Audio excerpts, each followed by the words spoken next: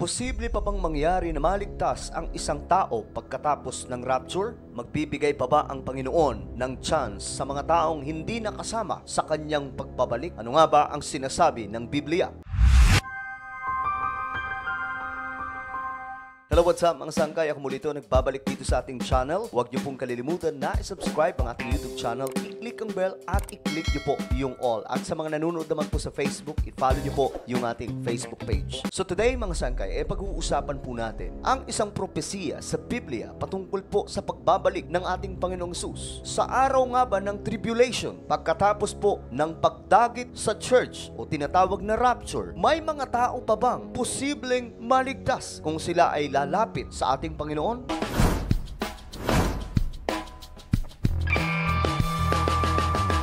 May mga Bible interpreters, mga sangkay, ang naniniwala na wala na daw pong chance o tinatawag po itong absolutely no chance for salvation pagkatapos daw po ng rapture. Subalit mga sangkay, ito lamang po ay isang teorya ng marami tungkol po sa araw na yon. Kung may pagkakataon pa ba na maligtas ang isang tao, sapagkat kinakailangan ng mas malalim at mas maraming bersikulo mula sa Biblia na magpapatunay sa isang bagay o teorya na pinaniniwalaan. Ang mga teorya naman mga sangkay tungkol sa pagbabalik ng ating Panginoon o mga propesiya na nakasulat sa Biblia sa mga hinaharap na magaganap ay hindi naman po bahagi, mga sangkay, ng kaligtasan. Ang mahalaga kasi ngayon, mga sangkay, ay makapaghanda po tayong lahat sa araw ng pagbabalik ng ating Panginoon at makasama po sa rapture. Subalit, ano nga ba talaga ang sinasabi ng Biblia, mga sangkay? May mga supporting verses ba tayong pwedeng mabasa kung mayroon nga bang maliligtas pa sa araw ng tribulation pagkatapos po ng rapture? Kung pag-aaralan po natin ang propesiya na nakasulat po sa salita ng Diyos, sa tribulation, araw po ito ng puot ng Diyos sa panahon na naghahari si Antikristo sa ating mundo. May mga tao pa rin daw po, mga sangkay, na lalapit kay Kristo at sasamba sa ating Panginoon. Imagine niyo na, mga sangkay, kung ano ang kalagayan noon ng ating mundo. Wala na po ang church, kinuha na po ng ating Panginoon. Ang mga naglilingkod sa ating Panginoong Diyos na namatay na ay kasama na po ng ating Panginoon at ang lahat ng mga matatapat. So yung mga naiwan, mga sangkay, ito po yung mga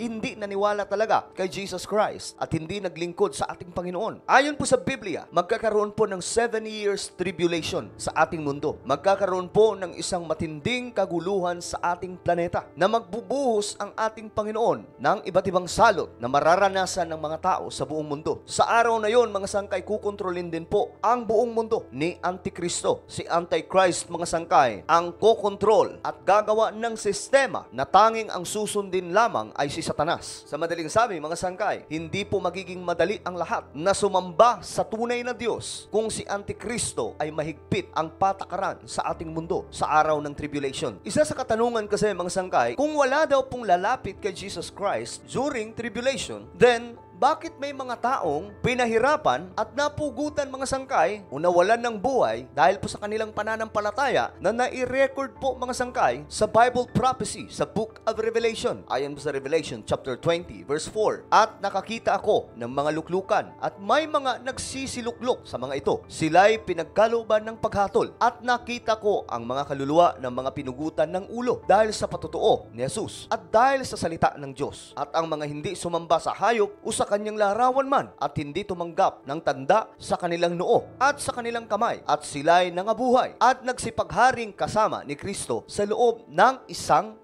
taon. So malinaw po ang sinasabi ng Biblia na ito po ay sa panahon ng Great Tribulation, na kung saan nangyayari na po ang tatakan ng tinatawag na number of the beast na 666. Sinasabi po ng Biblia na ang sino man hindi matatakan, mga sangkay, sa kanilang noo at kanilang kamay ng number of the beast, ang bawat hindi tatanggap ay makakaranas ng matinding hinagpis dahil po kay Antichrist. Kung kaya't na-record, mga sangkay, dito sa Book of Revelation na may mga nakita daw po na pinugutan ng ulo, mga nawalan ng buhay dahil po sa patutuo ni Jesus. Hindi po sila sumamba kay Antichrist, ni hindi po sila lumuhod, mga sangkay, kay Antikristo, at hindi din po sila tumanggap ng number of the beast. At itong mga taong ito, mga sangkay, na sinasabi sa Biblia na mga pinahirapan, sila ay nakasama kasama ni Kristo sa loob daw po ng 1,000 taon. Ito po ay ang tinatawag na millennial reign of Jesus Christ sa ating mundo. Ayon po sa 2 Thessalonians chapter 2 verse 9 hanggang 11, paglitaw ng suwail, taglay niya ang kapangyarihan ni Satanas. Gagawa siya ng lahat ng uri ng mapanlinglang na mga himala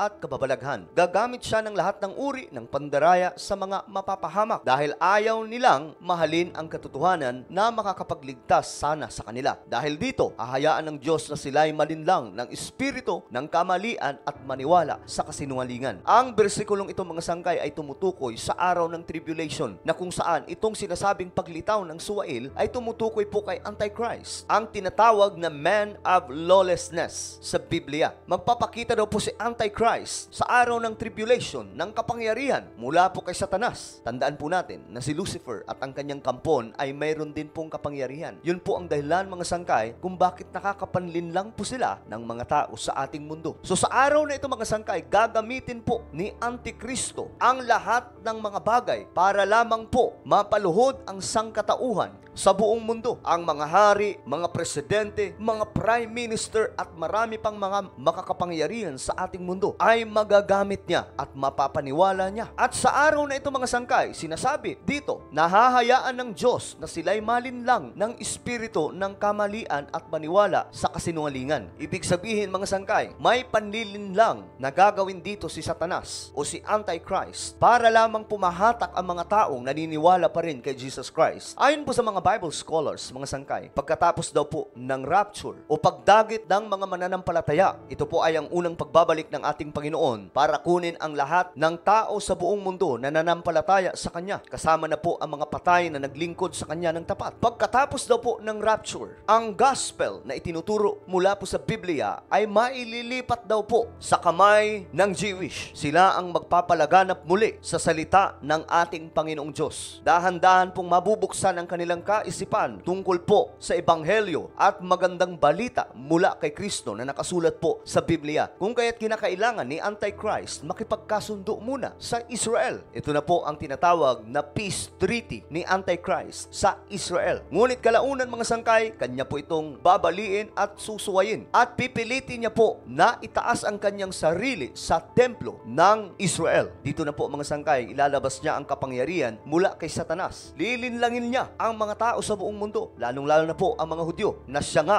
ang Mesaya na kanilang inaabangan. At ayon po sa Biblia, may mga tao dito mga sangkay o mga Hudyo na mapapaniwala pa rin at susunod kay Antichrist. Ngunit isang horror ang mangyayari sa ating mundo, isang katakot-takot na magaganap dahil lahat po ng hindi susunod kay Antikristo at hindi matatakan ng number of the beast, sila ay pahihirapan. Ayon po sa pahayag o Revelation chapter 6 verse 9 hanggang 11, at nang binuksan niya ang ikalimang selyo sa ilalim ng dambana, nakita ko ang mga kaluluwa ng mga taong napatay dahil sa salita ng Diyos at dahil sa patutuong taglay nila. Sila ay sumisigaw ng malakas na nagsasabi, O Panginoon, Ikaw ang banal at totoo. Hanggang kailan mo hahatulan ang mga taong naninirahan sa lupa at ipaghihiganti ang aming dugo? Binigyan ng maputing kasuutan ang bawat isa sa kanila. Sinabi sa kanila na magpahinga muna sila ng kaunting panahon hanggang ang bilang ng kapwa nila alipin at mga kapatid na papatayin ng katulad nila ay maganap. Ang senaryo na ito mga sangkay o event ay sa araw mismo ng tinatawag na Great Tribulation, kung saan pipilitin ni Satanas sa pamamagitan po kay Antichrist na sumamba ang lahat ng tao sa kanya. Ngunit may mga tao mga sangkay na hindi susunod at hindi po magpapaalipin kay Antichrist. Kung kaya't sinasabi po ng ibang Bible scholars na posibleng mayroon pa rin maligtas sa araw na iyon. Dahil sinasabi po dito sa Revelation chapter 6 na may nakita daw po ng mga kaluluwa. Ito ang mga taong napatay dahil sa salita ng Diyos. Sila ay sumigaw ng malakas at humihingi ng saklolo sa ating Panginoon. Ang mga taong ito mga sangkay na pinahirapan na dumaan sa horror ng mundo na ang may gawa mga sangkay ay si Satanas. Binigyan po ng maputing kasuutan at pinagpahinga sila. Kung kaya't mga sangkay, sinasabi ng iba na posible pa rin daw po talaga na mayroong maligtas sa araw ng tribulation bago po ang millennial reign ni Jesus Christ. Well, ito po ay mga teorya, mga sangkay ng mga Bible scholars na hindi kailangan ng madiinan na debate. Ang mahalaga ngayon kasi mapaghandaan natin mga sangkay ang paparating na great event. Ito po ay ang pagbabalik ni Jesus Christ Antichrist para kunin ang church. Yan po talaga ang pinaka-main purpose ng ating paglilingkod ngayon sa ating Panginoon, ang makasama sa rapture. Ano po ang inyong opinion sa ating napag-usapan ngayon? Just comment down below. Huwag niyo pong kailimutan na i-subscribe yung ating YouTube channel.